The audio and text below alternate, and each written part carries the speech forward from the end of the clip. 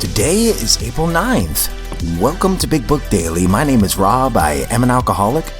It is a thrill, honor, and joy to be here with you today as we journey through the Big Book of Alcoholics Anonymous and the 12 steps and 12 traditions.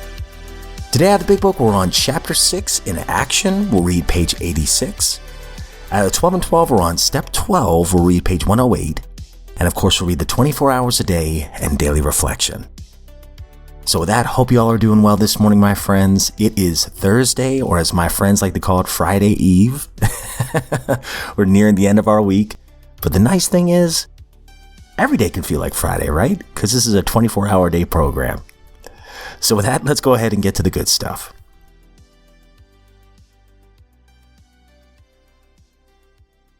All right, my friends. So if you recall from the last couple of days of reading, a couple days ago, we read through the 9-step promises, which are beautiful. And then we talked about Step 10 and some of the Step 10 promises that our sanity will return. That's a benefit. So today we're going to talk about Step 11. So it starts on the bottom of 85 and we'll read 86. Step 11 suggests prayer and meditation. We shouldn't be shy on this matter of prayer. Better men than we are using it constantly. It works if we have the proper attitude and work at it. It will be easy to be vague about this matter, yet we believe that we can make some definite and valuable suggestions.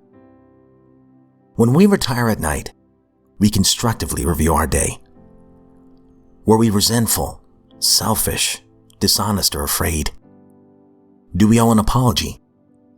Have we kept something to ourselves which should be discussed with another person at once? Were we kind and loving toward all? What could we have done better?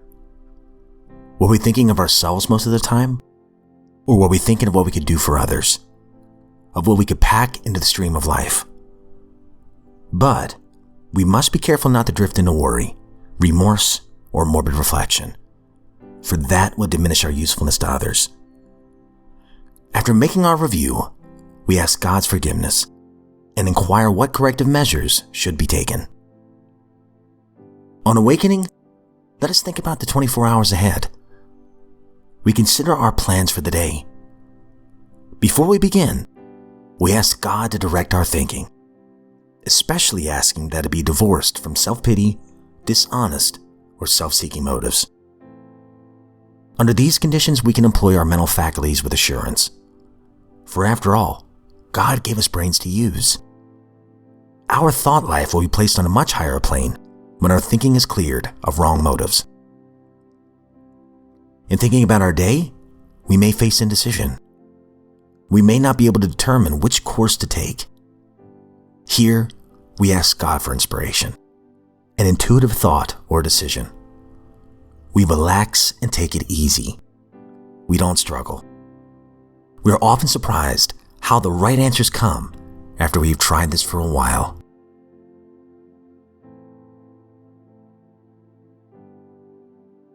Out of the 12 and 12, we're on Step 12. Having had a spiritual awakening as a result of these steps, we tried to carry this message to alcoholics and to practice these principles in all our affairs. And yesterday we've been doing a recap of all the steps that led us to Step 12 thus far, and we left off on Step 5. So we'll be reading page 108 today. Looking at Step 5, we decided that an inventory taken alone wouldn't be enough. We knew that we'd have to quit the deadly business of living alone with our conflicts, and in honesty, confide these to God and another human being. At Step 6, many of us balked, for the practical reason that we did not wish to have all our defects of character removed, because we still love some of them too much. Yet, we knew we had to make a settlement with the fundamental principle of Step 6. So we decided that while we still had some flaws of character that we could not yet relinquish, we ought nevertheless to quit our stubborn, rebellious hanging on to them. We said to ourselves, this I cannot do today perhaps, but I can stop crying out no, never. Then in Step 7, we humbly asked God to remove our shortcomings, such as He could or would under the conditions of the day we asked. In Step 8, we continued our house cleaning, For we saw that we were not only in conflict with ourselves, but also with other people and situations in the world in which we lived.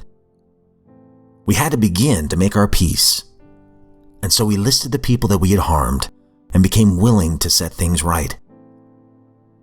We followed this up in step 9 by making direct amends to those concerned, except when it would injure them or other people. By this time at step 10, we had begun to get a basis for daily living, and we keenly realized that we would need to continue taking personal inventory, and that when we were wrong, we ought to admit it promptly. In step 11, we saw that if a higher power had restored us to sanity and had enabled us to live with some peace of mind in a sorely troubled world, then such a higher power was worth knowing better by as direct contact as possible. The persistence of meditation and prayer, we found, did open the channel, so that where there had been a trickle, there now was a river which led to sure power and safe guidance from God, as we were increasingly better able to understand Him.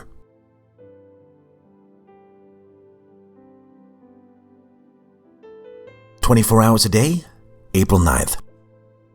AA thought for the day. Third, alcoholics recover their proper relationship with other people. They think less about themselves and more about others. They try to help other alcoholics.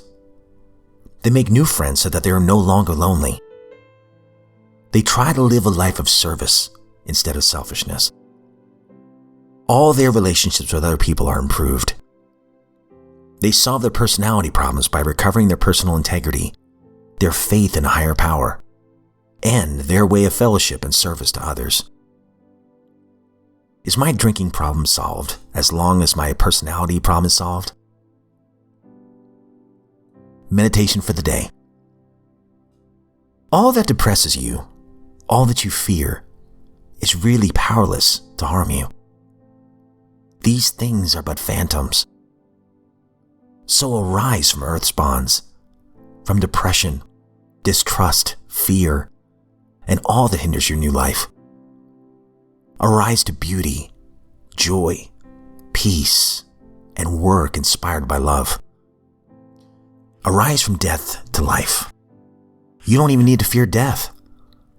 All past sins are forgiven if you live and love and work with God. Let nothing hinder your new life. Seek to know more and more about that new way of living. Prayer for the day. I pray that I may let God live in me as I work for Him. I pray that I may go out in the sunlight and work with God.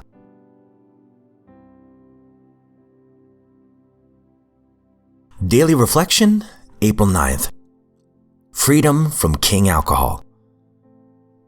Let us not suppose, even for an instant, that we are not under constraint. Our former tyrant, King Alcohol, always stands ready again to clutch us to him. Therefore, freedom from alcohol is the great must that has to be achieved. Else we go mad or die. As Bill sees it, page 134. When drinking, I lived in spiritual, emotional, and sometimes physical confinement. I had constructed my prison with bars of self-will and self-indulgence, from which I could not escape. Occasional dry spells that seemed to promise freedom would turn out to be little more than hopes of a reprieve. True escape required a willingness to follow whatever right actions were needed to turn the lock. With that willingness and action, both the lock and the bars themselves opened for me. Continued willingness and action keep me free in a kind of extended daily probation that need never end.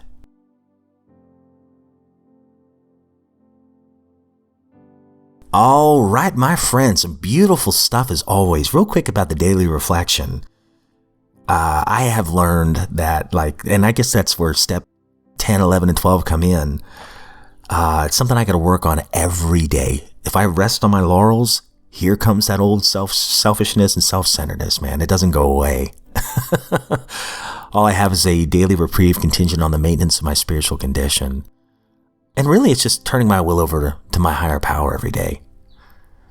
And I love page 86 and 87 of the Big Book, talking about how practical we can be with this, right? Talking about prayer, because right now we're talking about step 11. So on 86, it starts very practically about how we end the day. When we retire at night, I love this word, constructively review our day. Not with shame, not with remorse and regret, constructively. Okay, what were some things I need to work on? And then I love it. It gives some sample questions we can ask ourselves. Were we resentful, selfish, dishonest, or afraid? Do we owe an apology to anyone? Have we kept something to ourselves which we discussed with another person at once? It's nice. So we see a little bit of step work there with 8 and 9. I see step 5 there. Were we kind and loving toward all? Even the ones that were not so kind and loving toward me. What could we have done better? There's that growth mindset, right? Were we thinking of ourselves most of the time, or were we thinking of what we could do for others? Of what we could pack in the stream of life? And here it is again, a clarification. We had the word constructively earlier in the paragraph, and we get it here too. And I love this because I feel like this is shaking me and being like, Rob, okay, you need to pay attention to this because this is you.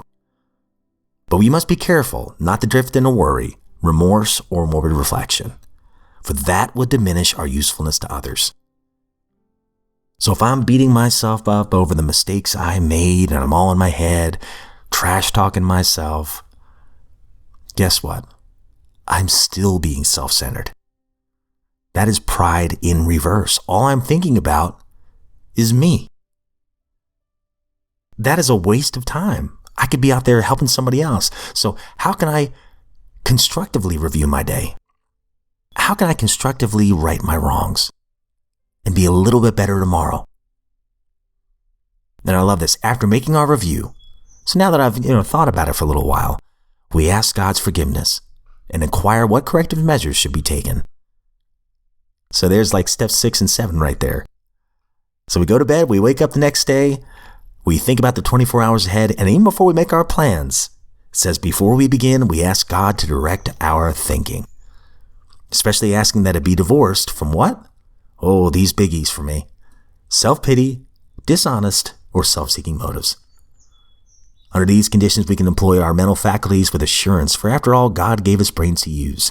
Our thought life will be placed on a much higher plane when our thinking is cleared of wrong motives. So that was the morning time, and then we even get a little suggestion about what we can do throughout the workday. And that's where the true test kicks in for me.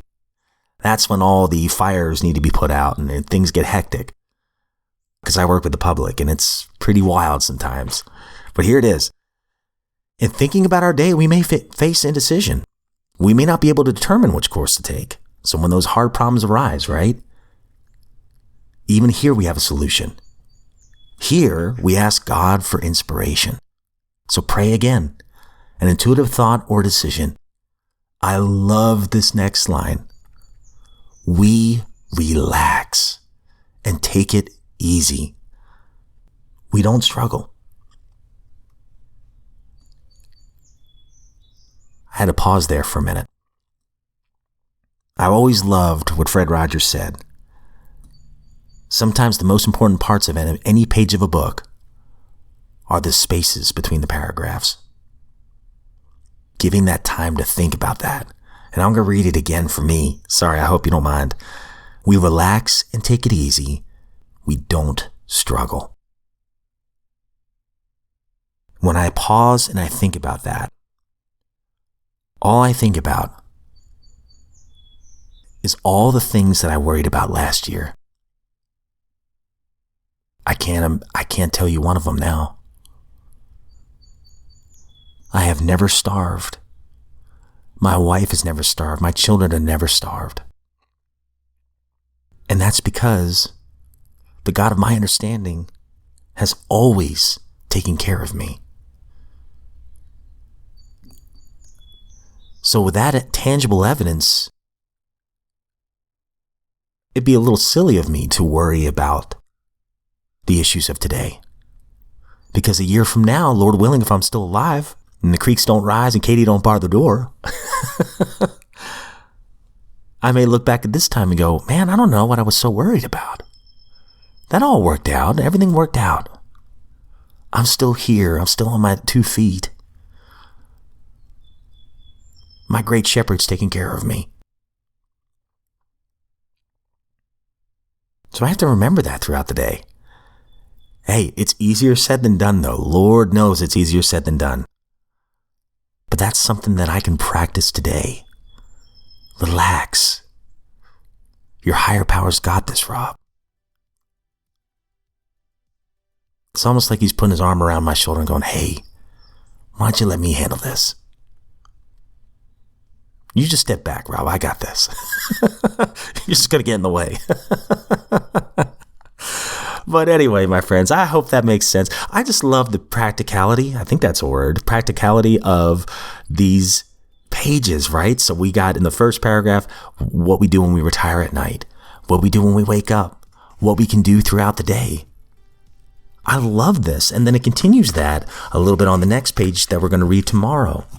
So very, very practical stuff. And as I've said many times, I mean, I really do feel like this is God for dummies for me. You know, I read the Bible sometimes and I'm not exactly sure how to put it into action. So this book really does help in that way, putting it into action.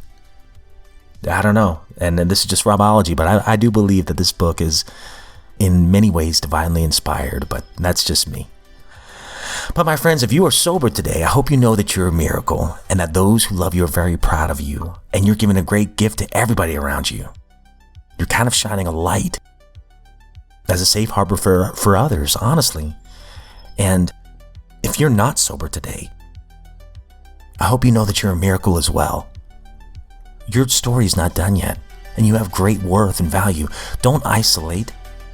Get the help that you need. And there are people dying to help you, and by letting them help you, you're helping them. Crazy thought, right? Real quick, a dear friend of mine went back out, and she came back and